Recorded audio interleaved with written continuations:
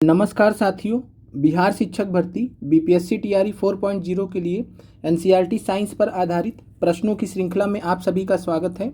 आज हम आपके लिए क्लास 9th एनसीईआरटी से अध्याय नंबर 4 परमाणु की संरचना स्ट्रक्चर ऑफ एटम से महत्वपूर्ण प्रश्नों को लेकर आए हैं। आज प्रश्नों की संख्या कुल 24 रहने वाली है और एपिसोड नंबर 25 है हमारा क्लास 9th एनसीईआरटी से आपका अध्याय नंबर 4 परमाणु की संरचना से प्रश्न रहने वाले हैं। और साथ में आप सभी को बता दें कि हमने क्लास 10th एनसीईआरटी साइंस आपका कंप्लीट करा दिया है। अभी 9th क्लास एनसीईआरटी चल रहा है और 9th क्लास एनसीईआरटी की अगर बात करें तो आज आपका अध्याय नंबर 4 समाप्त हो जाएगा और इसके साथ में आपका जो केमिस्ट्री वाला पोर्शन है वो आपका समाप्त हो जाएगा क्लास 9th एनसीईआरटी से। इसके बाद आपका बायोलॉजी वाला पोर्शन आएगा। तो बायोलॉजी वाला जो पोर्शन है वो जबकि चैप्टर नंबर 5 है, अध्याय 5 है, वो हम आपका मंडे से स्टार्ट करेंगे और इधर आपकी ईबीएस की क्लासेस आएंगी, पीआरटी इन्वायरमेंट की क्लासेस आएंगी इधर एमसीक्यू की साइंस के स्थान पर कल से। तो आप सभी को ये चीज़ क्लियर हो जानी चाहिए। मंडे से हम स्टार्ट करेंगे फिर दोबारा से क्लास 9th एनसीईआरटी। आज कुल मिलाकर 24 प्रश्न रहने वाले हैं। पहला प्रश्न आप सभी के सामने है। प्रश्न है, इलेक्ट्रॉन की खोज किसने की थी? जवाब दीजिएगा पहले नंबर प्रश्न का जवाब दीजिएगा सभी लोग। इलेक्ट्रॉन की खोज किसने की थी? जे थॉमसन ने, जेम्स चैडविक ने या अर्नेस्ट रदरफोर्ड ने? तो पहले नंबर प्रश्न की अगर बात करें तो जे थॉमसन ने इलेक्ट्रॉन की खोज की थी और कब किया था? तो वर्ष था 1897। ये भी आपको ध्यान रखना है, पूछा जा सकता है। तो वर्ष 1897 में जे थॉमसन ने इलेक्ट्रॉन की खोज की थी और इलेक्ट्रॉन की खोज की के कारण इनको 1906 में भौतिकी का नोबेल भी इनको मिला था। तो फिजिक्स में नोबेल प्राइज़ भी इनको 1906 में मिला था। ये भी आपको ध्यान रखना चाहिए। ये सारे तथ्य आपको एनसीईआरटी में मिल जाएंगे। और इसके अलावा अगर हम बात करें, कल की क्लास में हमने डिस्कस किया था कि जो डाल्टन का एटॉमिक मॉडल था, परमाणु सिद्धांत था, उसके हिसाब से क्या बोला था कि जो एटम है, परमाणु है, वो क्या है? अविभाजित है, यानी उससे छोटा कुछ भी नहीं है। लेकिन इलेक्ट्रॉन, प्रोटॉन, न्यूट्रॉन ये सब की खोज होने के बाद जो डाल्टन की थ्योरी थी वो पूरी तरीके से फेल हो जाती है। तो आज हम डाल्टन की थ्योरी की आगे की कहानी पढ़ेंगे। तो इलेक्ट्रॉन की खोज किसने की थी? राइट आंसर है जे थॉमसन। और साथ में 1906 में भौतिकी में इनको नोबेल पुरस्कार मिला था। ये भी ध्यान रखना है। और किसके लिए? इलेक्ट्रॉन्स की खोज के लिए। कब किया था? 1897 में। अगला प्रश्न आप सभी का है, यूगेन गोल्डस्टीन ने किस चीज़ की खोज की थी? ध्यान से देखिएगा प्रश्न को। ई गोल्डस्टीन के नाम से भी जाना जाता है। तो ई गोल्डस्टीन या यूगेन गोल्डस्टीन ने किस चीज़ की खोज की थी? कैनाल किरणों की, कैनाल रेस की खोज की थी, परमाणु के नाभिक न्यूक्लियस ऑफ एटम की खोज की थी या फिर प्रोटॉन की खोज की थी? कमेंट कीजिएगा दूसरे नंबर प्रश्न का राइट आंसर क्या होगा।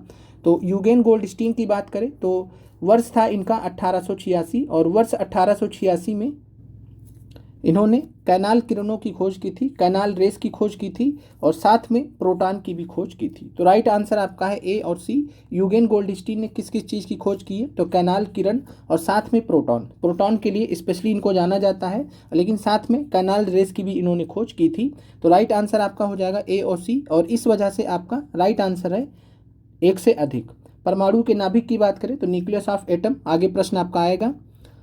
ई गोल्डस्टीन ने 1866 में कैनाल रेस की खोज की थी और प्रोटॉन की सबसे पहले खोज भी इन्होंने की थी। इसके अलावा परमाणु के नाभिक न्यूक्लियस की खोज किसने की थी? अर्नेस्ट रदरफोर्ड ने की थी। वर्ष याद रखिएगा 1911। अगला प्रश्न आपका है, पहले वैज्ञानिक कौन थे जिन्होंने परमाणुओं की संरचना से संबंधित पहला मॉडल प्रस्तुत किया था? तो पहला एटॉमिक मॉडल किसने प्रस्तुत किया था, ये आपसे पूछा जा रहा है। ई गोल्डस्टीन, रदरफोर्ड या जे थॉमसन? तो पहले वैज्ञानिक जिन्होंने परमाणु की संरचना से संबंधित, परमाणु के संरचना से संबंधित मॉडल प्रस्तुत किया था, ये थे जे थॉमसन। राइट आंसर आपका प्रश्न का सी है, जे थॉमसन। अगला प्रश्न है, थॉमसन के परमाणु संरचना मॉडल के अनुसार सही कथन आपको बताने हैं। पहला ऑप्शन है, परमाणु धनावेशित गोले का बना होता है, atom consist of positively charge sphere और इलेक्ट्रॉन उसमें धसे होते हैं। ऋणात्मक और धनात्मक आवेश परिमाण में समान होते हैं, निगेटिव और पॉजिटिव चार्ज इक्वल होते हैं मैग्नीट्यूड में, परमाणु वैद्युतीय रूप से उदासीन होते हैं। एटम जो है इलेक्ट्रिकली न्यूट्रल होता है। क्या आंसर होगा चौथे नंबर प्रश्न का? तो जे थॉमसन ने जो परमाणु संरचना मॉडल दिया था उसके अनुसार इन्होंने बताया था कि परमाणु जो है धनावेशित गोले का बना होता है और इलेक्ट्रॉन उसमें धंसे होते हैं। पहला पॉइंट सही है।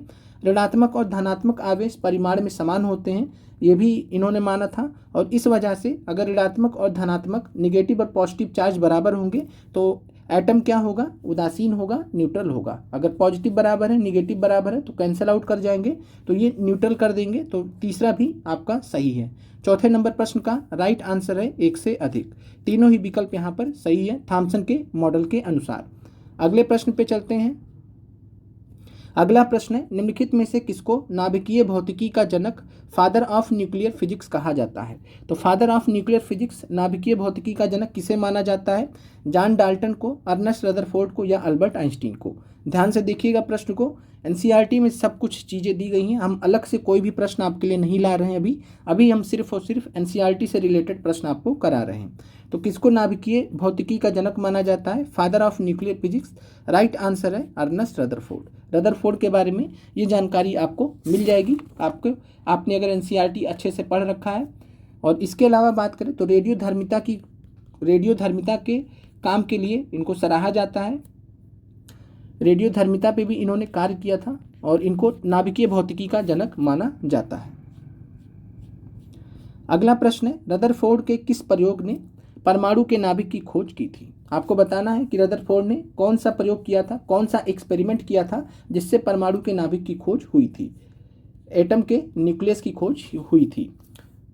ऑप्शन ए है अल्फा कणों के प्रकीर्णन प्रयोग के द्वारा, alpha particle scattering experiment, beta कणों के प्रकीर्णन प्रयोग द्वारा, तो बीटा कणों के स्कैटरिंग एक्सपेरिमेंट द्वारा, अल्फा कणों के पूर्ण आंतरिक परावर्तन प्रयोग द्वारा। तो अल्फा कणों के टोटल इंटरनल रिफ्लेक्शन एक्सपेरिमेंट। क्या आंसर होगा? तो रदरफोर्ड ने कौन सा एक्सपेरिमेंट किया था? गोल्ड फॉइल एक्सपेरिमेंट भी बोलते हैं, सोने की पन्नी पर किया था तो गोल्ड फॉइल एक्सपेरिमेंट भी बोलते हैं, सोने की पन्नी का उन्होंने प्रयोग किया था। तो रदरफोर्ड ने जिस प्रयोग के माध्यम से परमाणु के नाभिक की खोज की थी उसको बोलते हैं अल्फा कणों के प्रकीर्णन प्रयोग। तो अल्फा कणों का प्रकीर्णन प्रयोग alpha particle scattering experiment. Right answer आपका छठे नंबर प्रश्न का ए है। अगले प्रश्न पर चलते हैं और यहाँ पर ध्यान दीजिएगा। अल्फा पार्टिकल स्कैटरिंग एक्सपेरिमेंट के नाम से जाना जाता है। रदरफोर्ड को नाभिकीय भौतिकी का जनक माना जाता है।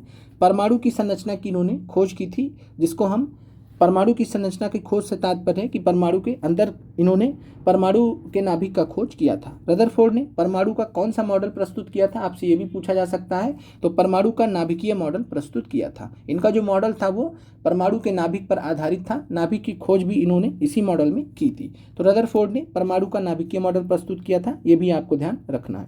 आपको ऐसे भी पूछा जा सकता है निम्नलिखित में से किसने परमाणु का नाभिकीय मॉडल प्रस्तुत किया था? आंसर हो जाएगा रदरफोर्ड। इसके अलावा रेडियोधर्मिता पर अपने योगदान और सोने की पन्नी गोल्ड फॉइल एक्सपेरिमेंट के द्वारा परमाणु के नाभिक की खोज के लिए बहुत प्रसिद्ध हुए थे। 1908 में इनको नोबेल मिला था। तो ये चीज़ आप ध्यान रखिएगा। आगे बढ़ते हैं। अगला प्रश्न आपका है, रदरफोर्ड के परमाणु नाभिकीय मॉडल के अनुसार, ध्यान दीजिएगा प्रश्न को। रदरफोर्ड के परमाणु नाभिकीय मॉडल के अनुसार परमाणु का केंद्र धनावेशित होता है जिसे नाभिक कहा जाता है। एक परमाणु का लगभग संपूर्ण द्रव्यमान नाभिक में होता है। इलेक्ट्रॉन नाभिक के चारों ओर वर्तुलाकार यानी कि सर्कुलर पाथ में चक्कर लगाते हैं। रदरफोर्ड ने अपने परमाणु नाभिकीय मॉडल में क्या क्या माना है ये आपको बताना है। तो रदरफोर्ड के परमाणु नाभिकीय मॉडल के अनुसार परमाणु का केंद्र धनावेशित होता है, पॉजिटिव चार्ज न्यूक्लियस होता है जिसको उन्होंने नाभिक कहा था। इसके अलावा परमाणु का लगभग संपूर्ण द्रव्यमान उसी नाभिक में पाया जाता है। इलेक्ट्रॉन नाभिक के चारों ओर वर्तुलाकार सर्कुलर पाथ में चक्कर लगाते हैं। ये तीनों पोस्टुलेट्स रदरफोर्ड के एक्सपेरिमेंट के हैं। तो रदरफोर्ड के परमाणु नाभिकीय मॉडल के अनुसार तीनों विकल्प यहाँ पर आपके सही हो जाएंगे। राइट आंसर आपका 7वें नंबर प्रश्न का है डी, उपयुक्त में से सभी सही है। अगले प्रश्न पे चलने से पहले, नाभिक का आकार जो होता है परमाणु के आकार की तुलना में काफ़ी कम होता है। ये भी आपको ध्यान रखना है कि जो नाभिक की आकार या त्रिज्या, तो नाभिक का जो त्रिज्या होता है परमाणु की त्रिज्या से 10 के पावर 5 गुना छोटा होता है। ये भी आपका एनसीईआरटी में दिया गया है, तो ये भी आपको ध्यान रखना है।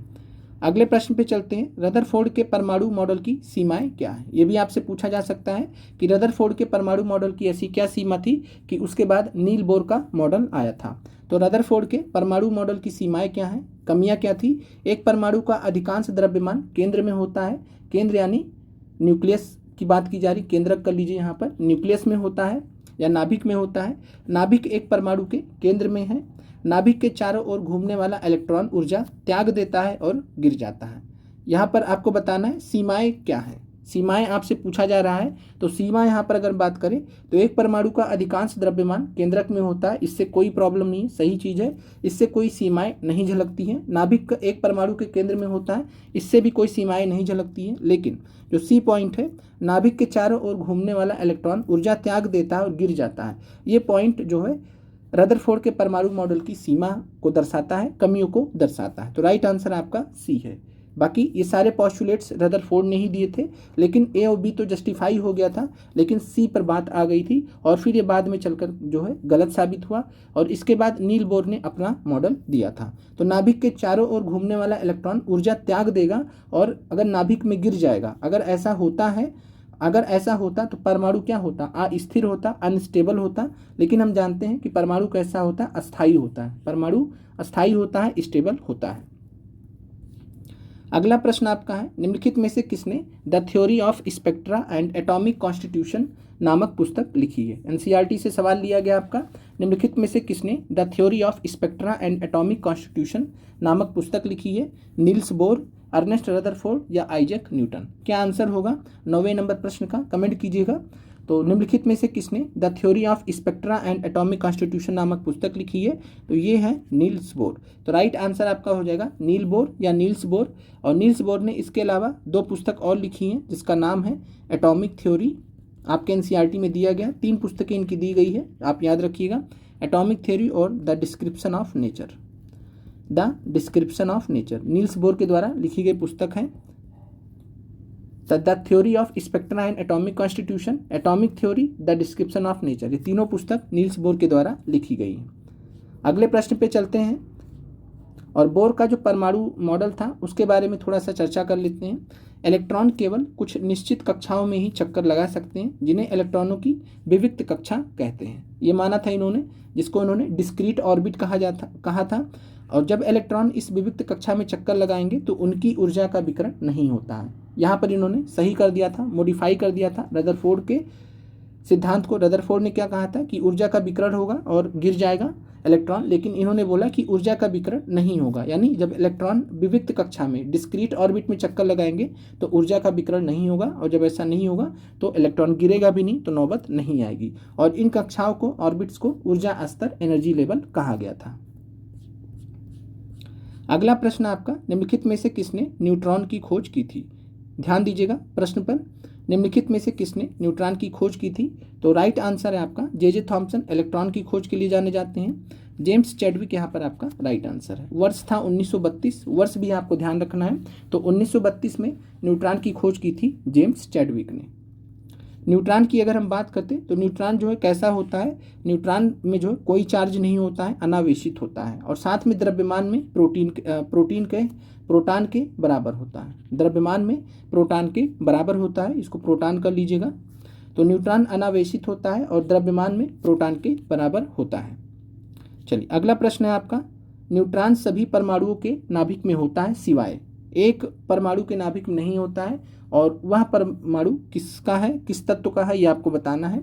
तो न्यूट्रॉन सभी परमाणु के नाभिक में पाए जाते हैं, लेकिन किस में नहीं पाए जाते, सिवाय हीलियम में, हाइड्रोजन में या कार्बन में। तो किसमें परमाणु के किस नाभिक में न्यूट्रॉन नहीं पाया जाता है, ये आपसे पूछा जा रहा है। तो हीलियम, हाइड्रोजन और कार्बन। क्या आंसर होगा 11वें नंबर प्रश्न का?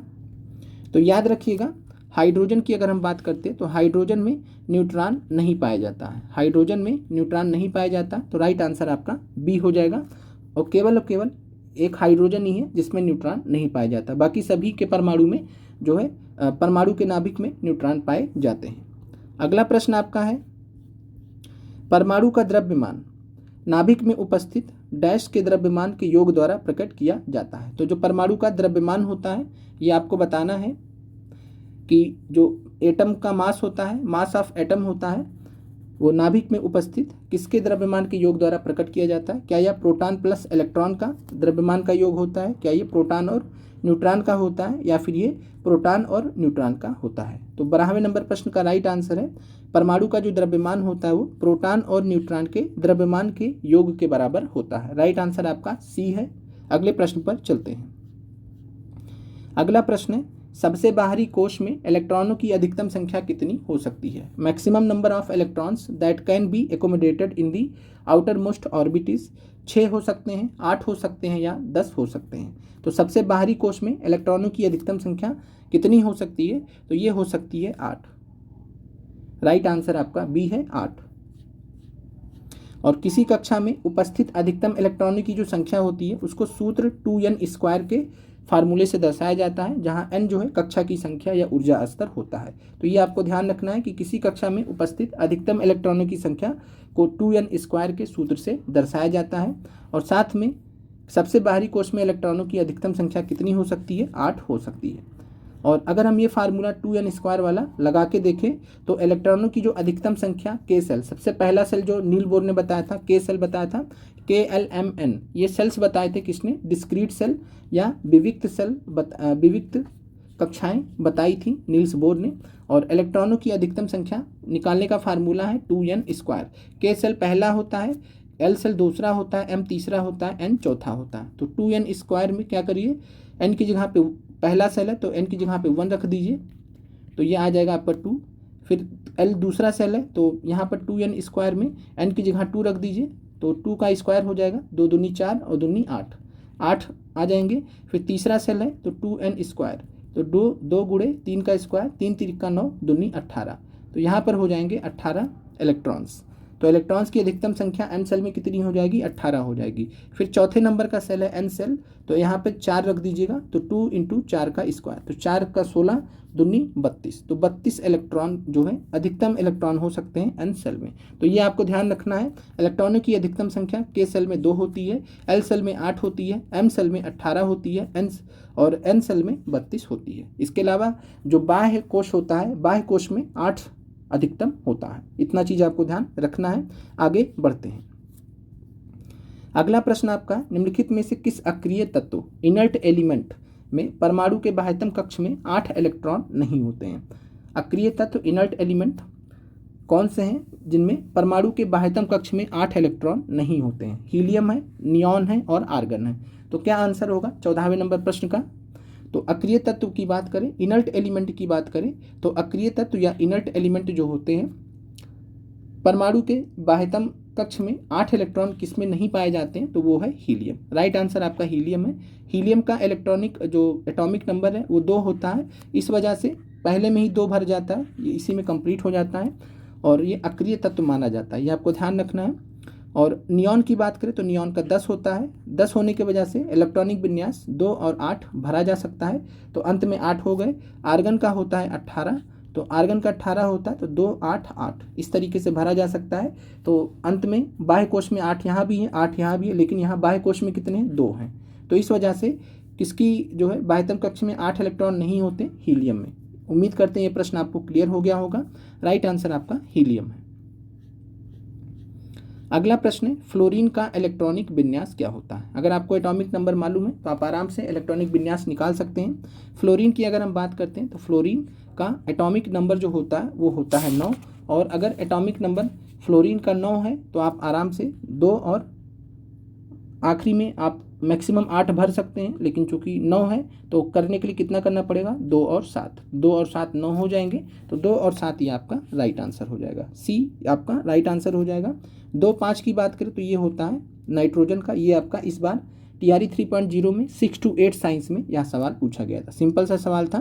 तो 2 और 5 जो है किसका होता है? नाइट्रोजन का होता है, नाइट्रोजन का 7 होता है। 2 8 10 किसका होता है? तो अभी हमने ऊपर देखा था नियॉन का, नियॉन में 10 होता है, तो 2 और 8 होता है। और 2 7 किसका होता है? फ्लोरीन का होता है। राइट आंसर 15वें नंबर प्रश्न का है 2 और 7। अगले प्रश्न पे चलते हैं। सल्फर का इलेक्ट्रॉनिक विन्यास क्या होता है? 2 8 5 होता है, 2 8 6 होता है, 2 8 7 होता है। तो सल्फर का बात करें तो सल्फर का जो एटॉमिक नंबर होता है वो होता है 16, और सल्फ़र का 16 होता है। सल्फ़र का अगर 16 होता है तो हम 2, 8 और 6 इस प्रकार से भर सकते हैं। तो 2, 8, 10 और 6, 16, तो इस तरीके से भर सकते हैं। तो राइट आंसर आपका हो जाएगा 2, 8, 10 और 6, 16। यहाँ तक पहुँच सकते हैं। 2, 8, 5 किसका होता है? तो 2, 8, 5 याद रखिएगा, ये होता है फॉस्फोरस का, जिसका 15 होता है। फॉस्फोरस का होता है 15, तो 2, 8, 5 फॉस्फोरस का होता है। 2, 8, 7 किसका होता है? तो क्लोरीन का होता है। ये आपको ध्यान रखना है। क्लोरीन का कितना होता है? 2, 8, 7, तो 17 होता है क्लोरीन का एटॉमिक नंबर। तो 2, 8, 7 ये क्लोरीन एटम का होता है। और 2, 8, 6 किसका होता है? तो ये सल्फर का होता है। राइट आंसर आपका बी है। अगले प्रश्न पे चलते हैं। समस्थानिक आइसोटोप्स के बारे में आपको बताना है। ध्यान से देखिएगा प्रश्न को, जल्दबाजी मत कीजिएगा, नहीं फिर आप प्रश्न गलत कर जाएंगे। समस्थानिक आइसोटोप्स के बारे में बताना आपको। परमाणु संख्या समान होता है, एटॉमिक नंबर सेम होता है, लेकिन द्रव्यमान संख्या अलग होती है। मास नंबर अलग होता है। द्रव्यमान संख्या समान है लेकिन परमाणु संख्या अलग होती है। रासायनिक गुण समान है लेकिन भौतिक गुण अलग होते हैं। क्या खासियत होती है समस्थानिकों की? कमेंट कीजिएगा आप सभी लोग। तो समस्थानिक की बात करें, आइसोटोप्स की बात करें, तो आइसोटोप्स में जो सबसे बेसिक चीज़ आपने पढ़ी है वो क्या है? परमाणु संख्या समान होती है, द्रव्यमान संख्या अलग होती है। तो आपका ये सही है। द्रव्यमान संख्या समान लेकिन परमाणु संख्या अलग होती है, इसका जस्ट अपोजिट है।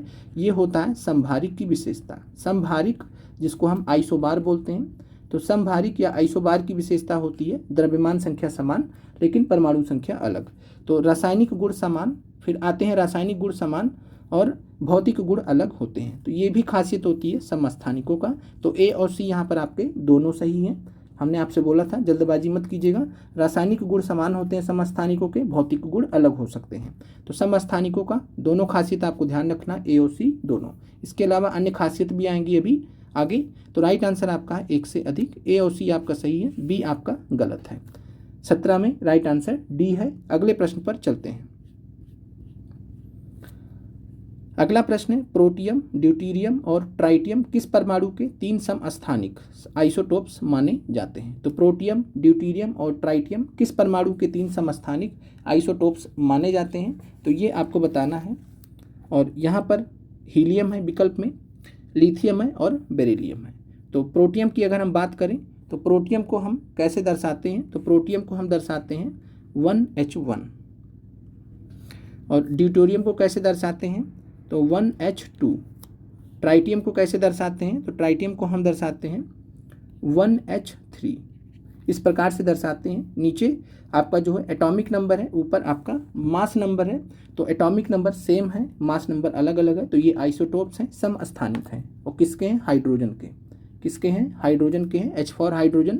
तो राइट आंसर आपका यहाँ पर हो जाएगा नन ऑफ दिस। हाइड्रोजन के फेमस आइसोटोप्स हैं प्रोटियम, ड्यूटीरियम और ट्राइटियम। याद रखना परीक्षा दृष्टि से। इसके अलावा कार्बन के जो है 2 आइसोटोप्स आपसे पूछा जा सकता है। तो कार्बन का याद रखिएगा, कार्बन 12 और कार्बन 14 याद रखना आपको। कार्बन 12 और कार्बन 14 आइसोटोप। तो कार्बन यहाँ पे देखेंगे, नीचे एटॉमिक नंबर है, ऊपर मास नंबर है। तो मास नंबर अलग होगा और एटॉमिक नंबर सेम होगा। तो कार्बन 12 और कार्बन 14 ये क्या है? आइसोटोप्स के उदाहरण हैं, समस्थानिक के उदाहरण हैं। उम्मीद करते हैं कि आपको क्लियर हो गया होगा। इसके अलावा एनसीईआरटी में आपको क्लोरीन का समस्थानिक दिया है। क्लोरीन का 17 होता है, तो 35, और क्लोरीन का जो है एक और होता है 37। तो 35 Cl और Cl 37। तो ये आपके आइसोटोप हैं, समस्थानिक हैं।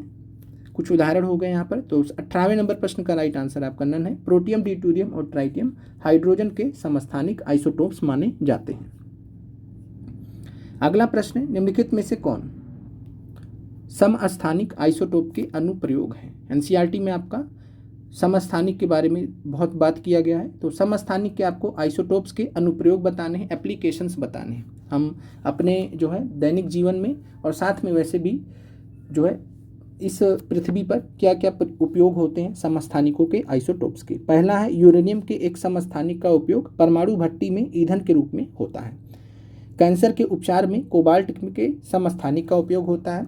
घेंगा रोग के इलाज में आयोडीन के समस्थानिक का उपयोग होता है। 19 नंबर प्रश्न का क्या आंसर होगा कमेंट कीजिएगा। चौथा ऑप्शन आपका डी है, पांचवा आपका नन है। तो निम्नलिखित में से कौन सा समस्थानिक के अनुप्रयोग हैं, एप्लीकेशंस हैं।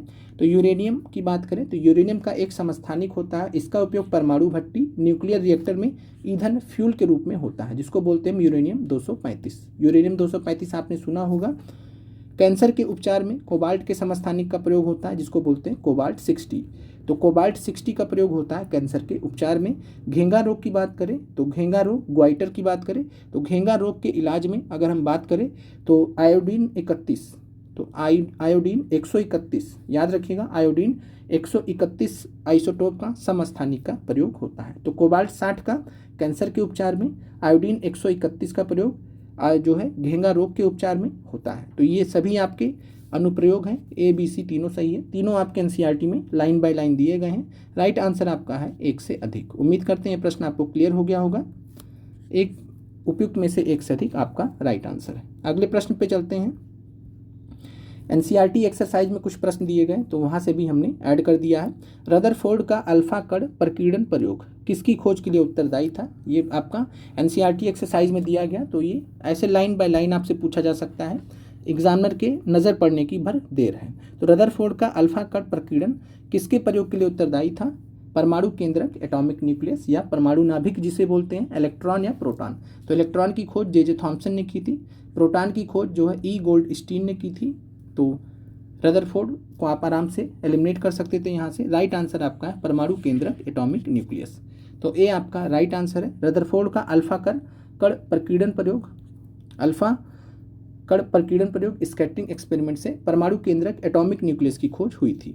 अगला प्रश्न आपका है एनसीईआरटी एक्सरसाइज से, अच्छा प्रश्न आपका है, एक तत्व के समस्थानिक में होते हैं, आइसोटोप्स ऑफ एन एलिमेंट है। ध्यान से देखिएगा प्रश्न को, नहीं चकरा जाएंगे। तो डी आपका है एक से अधिक और पांचवा, और ये आपका नन ऑफ दिस। तो समान भौतिक गुण होते हैं एक तत्व के समस्थानिक में, या भिन्न परमाणु संख्या होता है, या न्यूट्रॉनों की अलग संख्या होता है। तो अभी हमने ऊपर देखा था कि एक जो समस्थानिक होता है आइसोटोप होता है, तो इसमें क्या होता है, समान रासायनिक गुण होता है, समान रासायनिक गुण होता है और भिन्न भौतिक गुण होता है। समान रासायनिक गुण होता है और भिन्न भौतिक गुण होता है, तो ये तो गलत हो जाएगा आपका। फिर है भिन्न परमाणु संख्या, तो यहाँ पर तो परमाणु संख्या की बात करें तो परमाणु संख्या सेम है, परमाणु संख्या समान होती है, द्रव्यमान संख्या अलग होती है, तो ये भी आपका गलत है। न्यूट्रॉन की अलग अलग संख्या, तो एक तत्व के जो समस्थानिक होते हैं, याद रखिएगा एक तत्व के जो समस्थानिक होते हैं इसमें प्रोटॉन और इलेक्ट्रॉन की संख्या समान होती है, लेकिन न्यूट्रॉन की संख्या अलग अलग होती है। तो ये भी आपको ध्यान रखना है, एनसीईआरटी एक्सरसाइज में पूछा गया अच्छा प्रश्न है। तो एक तत्व के समस्थानिक में isotopes of an element have different neutrons, तो न्यूट्रॉन्स की अलग अलग संख्या होती है। 21 नंबर प्रश्न का राइट आंसर सी है। अगले प्रश्न पे चलते हैं। चलिए, ये प्रश्न आपका बीपीएससी सिविल सर्विसेज में पूछा गया, तो हमने ऐड कर दिया है आपका, एक तत्व के समस्थानिक किस चीज़ में अलग अलग होते हैं, प्रोटॉन की संख्या में अलग होते हैं, द्रव्यमान संख्या में अलग होते हैं, इलेक्ट्रॉन संख्या में अलग होते हैं, या परमाणु संख्या में अलग होते हैं, बताइएगा। एक तत्व के समस्थानिक आइसोटोप्स जो होते हैं ये किस में अलग होते हैं, तो हमने अभी बताया प्रोटॉन और इलेक्ट्रॉन की संख्या में समान होते हैं, अलग किस में होते हैं, न्यूट्रॉन की संख्या में। पिछला प्रश्न हमने देखा तो न्यूट्रॉन की संख्या में अलग होते हैं। इसके अलावा बात करें परमाणु संख्या में समान होते हैं। फिर आपका बचा क्या, तीन विकल्प तो आपके हट गए, तो आपका बचा क्या, द्रव्यमान संख्या। तो द्रव्यमान संख्या में तत्व के समस्थानिक अलग अलग होते हैं। राइट आंसर आपका 22 में बी है। बीपीएससी सिविल सर्विसेज में यह सवाल पूछा गया था। देख सकते हैं कि आप सिविल सर्विसेज तक में अगर एनसीईआरटी से सवाल पूछे जा रहे हैं तो आपका तो फिर भी टीचर का एग्ज़ाम है, तो टीचर एग्ज़ाम में एनसीईआरटी आप अगर अच्छे से तैयार कर ले जाते हैं तो आप बहुत अच्छी तैयारी हो जाएगी। नहीं तो सिंपल सवाल आएंगे, जैसे ये सवाल आपके सामने, आप ये भी गलत कर जाएंगे। देखते हैं कितने लोग इस सवाल को सही करते हैं, कितने लोग गलत करते हैं।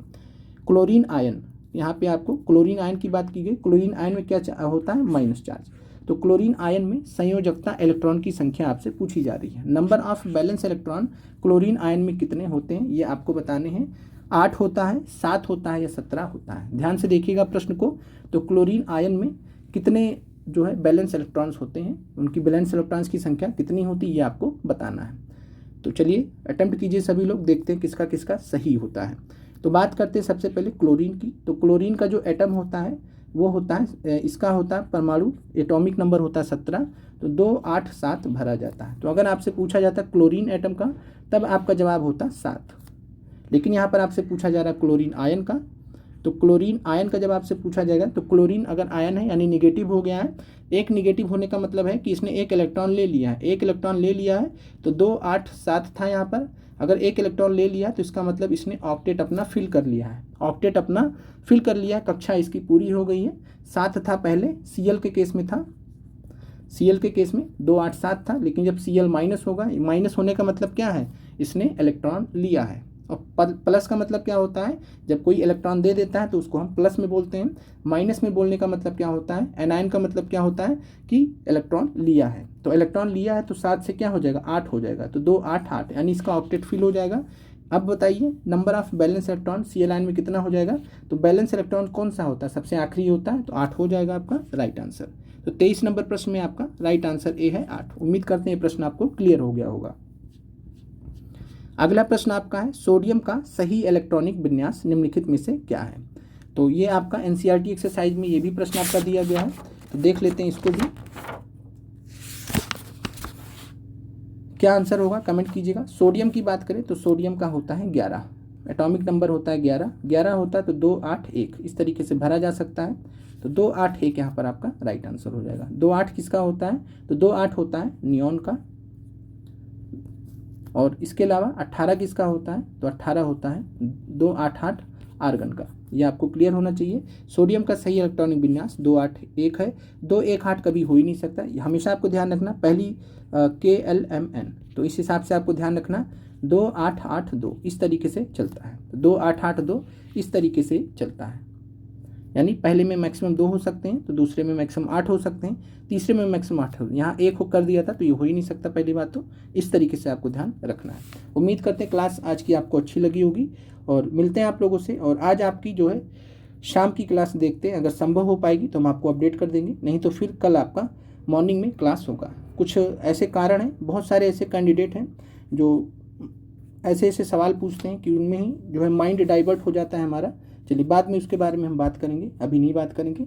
आप लोगों का देखने के लिए बहुत बहुत धन्यवाद। कमेंट कर दीजिएगा 24 में से आपके कितने प्रश्न सही हुए।